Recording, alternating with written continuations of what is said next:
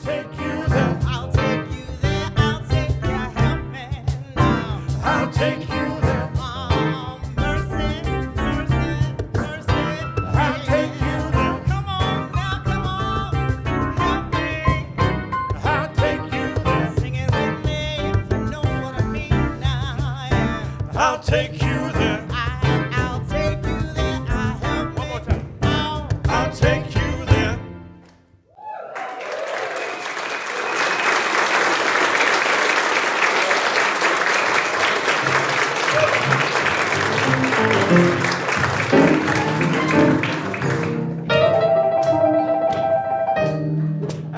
Now you gave him a lot more, Randy, over the other circle. There we go.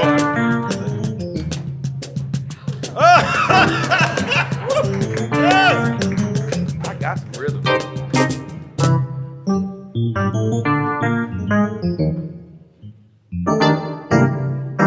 Da-da-da-dum, da-da-da-da-dum. Thank you. Woo! Boy, only at the point. Yes. Wow. During one of her conferences, anti-racist activist Jane Elliott asked all the white people in the audience if any of them would want to be black. And pretty much it was the same. She pointed out that no one had raised their hand.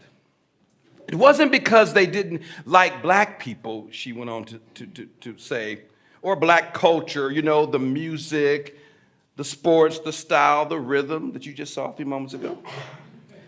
She said that the reasons that no one had raised their hand was because most of them innately knew, whether consciously or unconsciously, that black life wasn't something to be desired. Because they knew it was hard and difficult. So why would anyone want to be black like me? Now, Black Like Me is actually the title of the 1961 best-selling memoir by John Howard Griffin. It's supposedly the true story of a white world-class athlete and successful journalist who left everything behind for 6 weeks, disguised himself as a black man, and traveled through the segregated South so that he could experience and study firsthand the daily indignities endured by black folk. He wrote about the emptiness, despair, and hopelessness in the black communities he visited. In the story, Mr. Griffin took skin darkening pills to turn his skin brown. And then he supposedly lived among us. Now, the premise of the book kind of bothered me somewhat. You just can't darken your skin and fool black folk.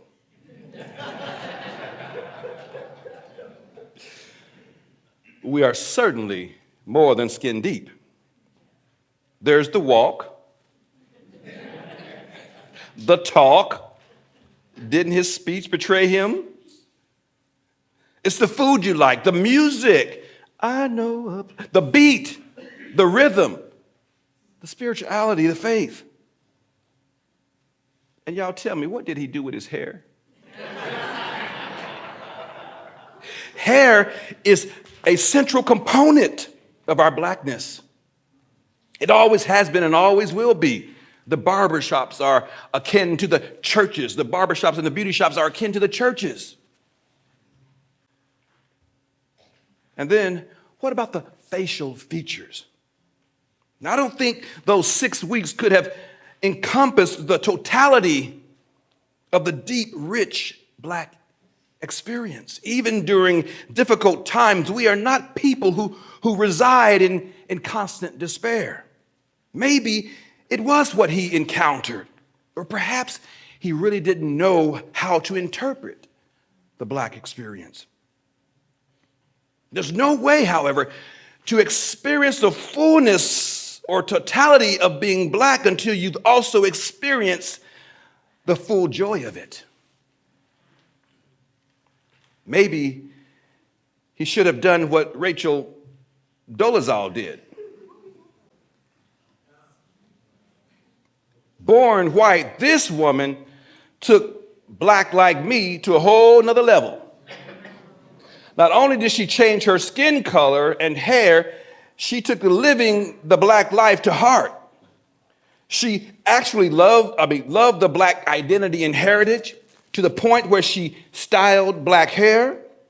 She married a black man, had a black child, taught college level black studies and history, and was even the president of the Spokane, Washington's chapter of the NAACP.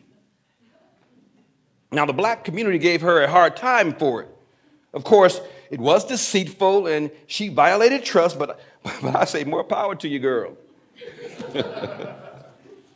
Because there's a saying, so many people want to sing my blues, but nobody wants to live my blues. So it's a very rare thing to find someone who actually wants to live them.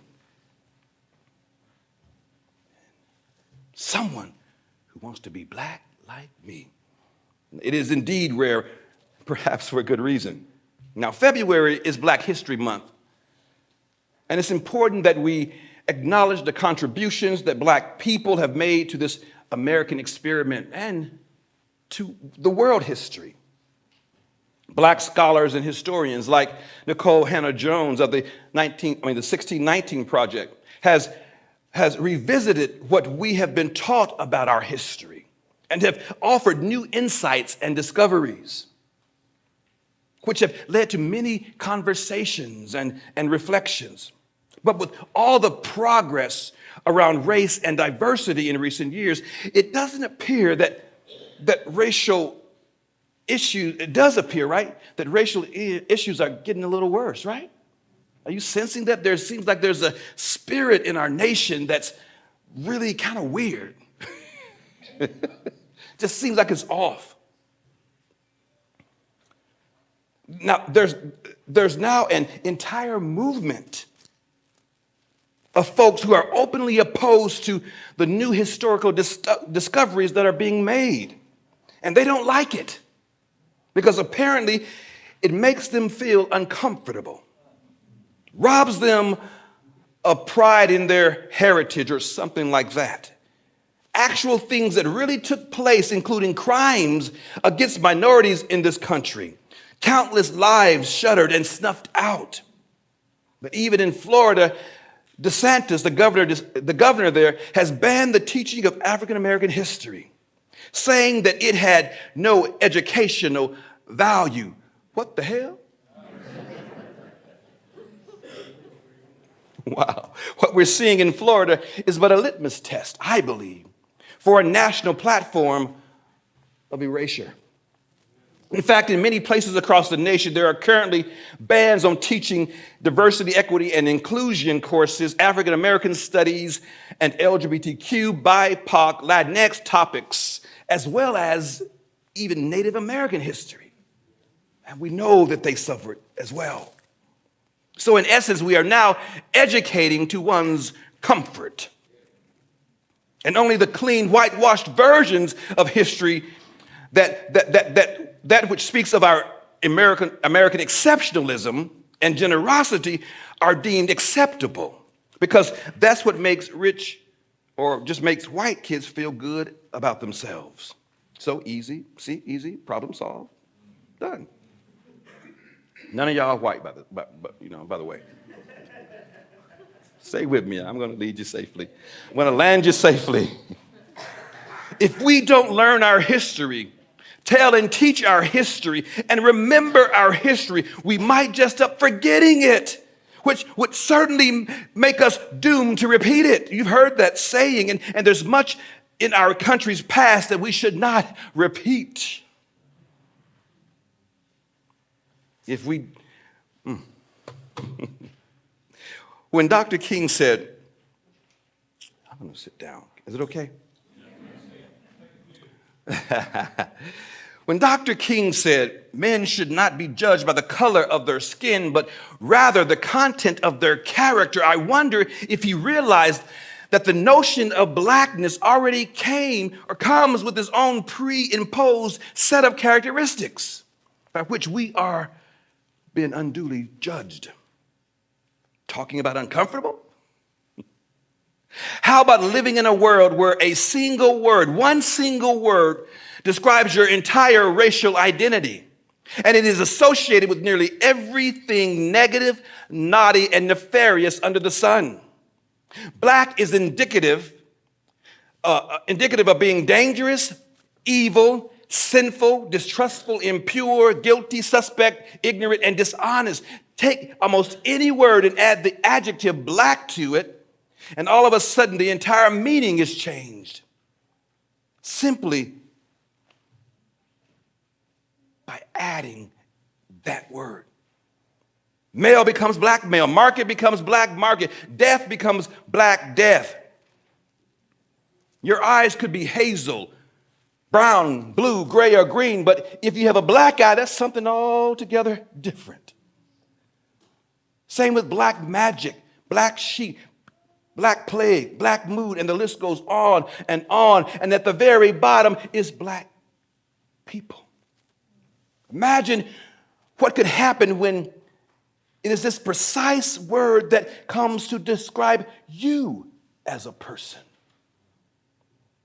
While at the other end of the continuum, the notion of whiteness is the standard by which all else is measured. And it relates to everything that is good, pure, innocent, righteous, intelligent, honest, and truthful. And they don't lie. And when they do, it's just little white ones.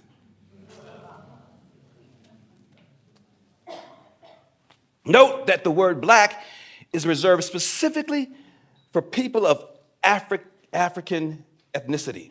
Regardless of what color the skin really is, someone of African ethnicity but with a light complexion is still considered black, while someone else from a different part of the world but which may have a darker complexion would not even be considered black at all. See, the battle is between black Americans and white Americans. While discussing the Black Like Me book with Reverend Marlin, he noted the fact that indeed black folks have been telling everyone about their experiences in America for centuries. But it took a white man who was apparently black for 6 weeks and witnessed it firsthand, who told the struggle, and then it was believed. It took him. He even writes, the author even writes, Griffin writes in his foreword in the book, quote, how else, can I change my voice? How else, except by becoming a Negro, could a white man hope to learn the truth? End quote. How else? Well, hell, by believing what we say. We see this is often the testimonies of people of color. A thing isn't believed until a white person has said it's true. There's been a medical study published a few years back that discovered that black folk often aren't believed even in their doctor's office or hospital. Apparently, black patients are consistently mistrusted when they report their pain levels. Now, I eulogized my first cousin last week in Oklahoma City, my age. His name is Kurt Brazil. He died of untreated stomach cancer. When asked why he was diagnosed 10 years ago but wasn't treated, Kurt said, that's what they do to brothers like me. For people of color, this is the American story.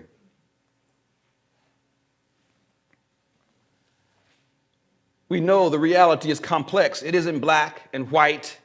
There are many shades to it. In fact, I've heard that there are at least 50 or more. There are also gradations of color in human skin. But somehow two polar opposite colors came to identify, contrast, and divide people. Once these racial constructs were initiated, whiteness and blackness both became living institutions where the dichotomies of white representing good and black representing evil began to permeate our way of life. As I was finishing working on this reflection, and I wrote 3 different versions of it, I was struggling so much, I experienced a bit of an existential crisis of identity. Something just felt off. It was at one moment, it was at a moment that I just grew tired of being black. Exhausted carrying the weight of blackness. Now, don't get me wrong. I wasn't tired of being a person of color or a man of a darker hue. I love my chocolate skin color, my culture, my style, rhythms, and beat. And I'm learning to love myself more and more every day with all its imperfections, my skinny legs. Oh, my Lord, you see those. My long fingers, my wide nose, who can smell a lie a mile away. And these voluptuous, full-figured lips. You should be so lucky to be on the other side of this kiss.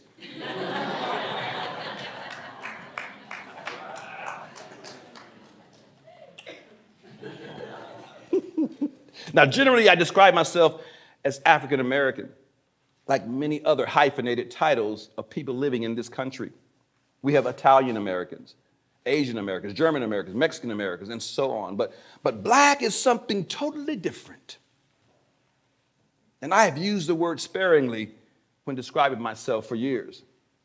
But this time, I began to step outside of myself and view this construct from a third-person perspective. I began to see how much I was being consumed by this construct. I did a document word count on my manuscript and realized that I had mentioned the word black over 100 times and the word white over 75 times.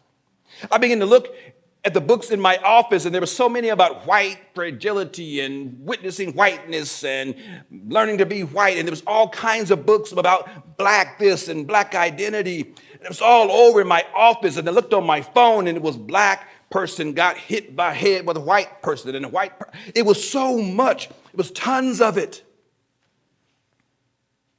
These words in relation to people permeate nearly every aspect of our society. They're everywhere in books, news, reports, applications, forms, and in everyday conversations with friends, co-workers, and lovers alike. It's as if black and white have become God. And all of us were fully aware that none of it is real. My skin is not black. And there are no white people. These terms relating to humans are not real in any sense. There was a point in our history when there was no white race or black race. So where did they come from? They're not associated with any country or region. It's a made-up construct, made up by the dominant culture, created for its own benefit and perhaps to others' detriment. They're caste systems designed to separate and divide us into factions. Now, here's a video from an interview that Jane Elliott does.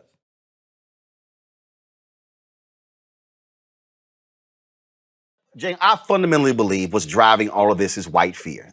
Republicans are scared to death of black people. They're scared to death of Latinos. Hell, they scared of conscious white folks. And what they're trying to... Go ahead. Wait a minute. You're using all the wrong terms in the first place. See, I was waiting on you to go there. Go ahead. There is no such thing as white people and black people. There are only people who are different shades of brown. But as long as you use the words white and black, white, the definition of white is pure and unvarnished. Black is the color of savagery and ignorance. Now, as long as you use those two terms, we're going to be at one another's throats. If you'd ever get around to the point that you could look at me and see that I'm not white, my shirt's white, my hair is white, my skin is not. And I can look at CJ there and I can see that his hair is black and his skin is not. If we could get over the idea of several different races, maybe melanemic people, which is what we white folks ought to be called, could get used to realizing that we're all, the whole thing is so ridiculous. Words are the most powerful weapon devised by humankind. I'm sitting here listening to words being used in ways that will separate us indefinitely. As long as you call yourselves white and black, and as long as you call yourselves members of different races, that, by God, is how long this problem is going to last. In fact, if we sample the full range of human skin tones and then combine or mix them up, we get something like this. Looks like a morning cup of coffee to me. And it does kind of lend to what Jane Elliott was saying about us. All of us, but varying shades of brown. That's the scale we're on. Just varying amounts of pigment in our skin. There's no meaning or value behind any of it. Just pigmentation. But when it comes to the dichotomy of racial constructs, even those who say they don't believe in God, which is some of you, believe in that. You're trapped. We're trapped by these constructs. And some of you are full-on believers. And now every day, innocent children are being enrolled into this caste system. Now, I recall the very day my daughter was inducted into Blackness. She came to me with tears in her eyes telling me that she wanted to be white. She said her skin was too dark, and she's more of the lighter side of us, but she said her skin is too dark. And that the black boys mostly like the white girls. They thought she was ugly. And it broke my heart. And I could do nothing to protect her from internalizing that false and negative concept of blackness and the shame and the distrust and the disdain that comes with it. And well-known studies show that when given a choice of dolls to play with, both African-American girls and as well as white girls preferred the white dolls. This would seem that is cultural and not instinctive. Do you remember when you realized that you were white or black or even outside of this dichotomy? Do you remember what blackness meant to you or to those around you? Some of you have deep trauma related to that experience of becoming white.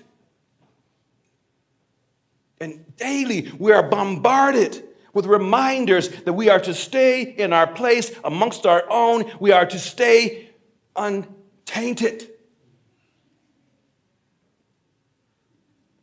And there's much in our society that reinforces it. While black people may find it difficult freeing themselves from the negative feelings that comes along with blackness, whiteness may have difficulty seeing itself as anything other than good because it believes it is of the light. So when you see black people getting killed by white people, often the news reports is that we don't believe it first. White people don't believe it. And then they find out, well, it must have been something they did to deserve a good white person doing what they did. Because that's how we believe it. This dichotomy is killing us. It has been destroying us from within for centuries now. And how can we survive this racial animosity that seems to be increasing and manifesting itself in some very strange ways? Now, I encourage each of you to take a third-person perspective. Look and see the black and white construct for what it really is. A lie. It is something so pervasive and insidious that it destroys everyone who believes it and practices it. Because guess what? White people can never live up to the idea of what whiteness stands for. And black people will always live more and better than what blackness teaches them. This is something the whole country and perhaps the world has fallen prey to. And as long as we see ourselves being a part of these constructs, we will continue the us versus them struggle. And how will we end this cycle? Can you imagine a world where there are no divisions within the human family? We are all, as Jane Elliott so wisely said, part of that human family. And we will continue to suffer in this way if we allow this to persist. If we continue to divide ourselves along racial and ethnic lines, we will never resolve our issues and heal our land. Never. And no doubt this will be a monumental task, but it is not insurmountable. These constructs, yes, they reside at a deep feeling level, and it's hard to mess with what you feel. It's hard to deal with that feeling. So it won't be easy. Completely freeing ourselves from the weight of these constructs may not even be possible in our lifetimes. Maybe the next generation or the next one after it will be able to start with a clean slate. And perhaps we are called today to just lay the foundation. What are you saying, Randy? Amen. That if we have no white or black racial constructs, that all racism and all troubles will go away? Certainly not. But we can begin to interact with one another authentically and without prejudgment. And if we're not totally owned by these constructs, and some people are just buying it. That video goes on, and the young black guy came on there. If she just gave this beautiful argument, and he went right back into the black and white struggle, and just like he's like 20 years old, and she had 50 years in this work, and I was like, young man, just shut up and listen to wisdom. But he didn't. He didn't. He wanted to argue black and white, and I'm like, wow, because that's where we are. But if we're not totally owned by these constructs, we can then be aware of them and search for ways to cancel, neutralize, or resist them. If we are unable or unwilling to cancel these constructs, I will tell you this for certain. They are on track to cancel us. There's no way we can stand with all this hell that's going on in our country. It's like a boiling point, ready for us to explode. But I believe that this place right here in Tulsa, Oklahoma, we may start this thing. We've started a lot of things, haven't we? Just like we did, so we can do away with these constructs, just like we did away with calling Asian people yellow. We don't do that anymore. People with developmental disabilities, we don't call them retarded. And we don't call Native Americans red or redskins and so on. All of these are pejoratives. And we try to avoid them. And so why can't we do the same with this American caste system of black and white? So where shall we start this work? I'm glad you asked. Let us first ask ourselves. It starts with looking in the mirror and see how we are personally invested in these racial identities. Because we get something out of them, black and white. There's some rewards in there. What's our stake? Assess your feelings around what whiteness and or blackness mean to you. We each have played parts in this illusion. And I want to encourage you to take the third person perspective of the system and your part in it. And if you can count, this is what I want you to do this week. If you can count how many times you engage with it through your words, your deeds, expectations, and judgment of others. Make note of it and try not to refer to yourself or others using these terms. Oh, it was hard. I was talking to my partner, and we were just saying, it just came up. White and black, because I was white. No, you're not. So it's going to be tough work. But I believe in possibilities, folks. We can begin to dream, imagine, and create the world that is far beyond the dichotomies of black and white, light and dark, us and them. right, wrong. We are certainly better than this. And we get to decide who we will become. And change is not going to happen while we're waiting on someone else to do it. We've always been the ones we've been waiting for. May this coming age be the age of cooperation and full, authentic integration of all of humanity. It's possible. Let's be about the business.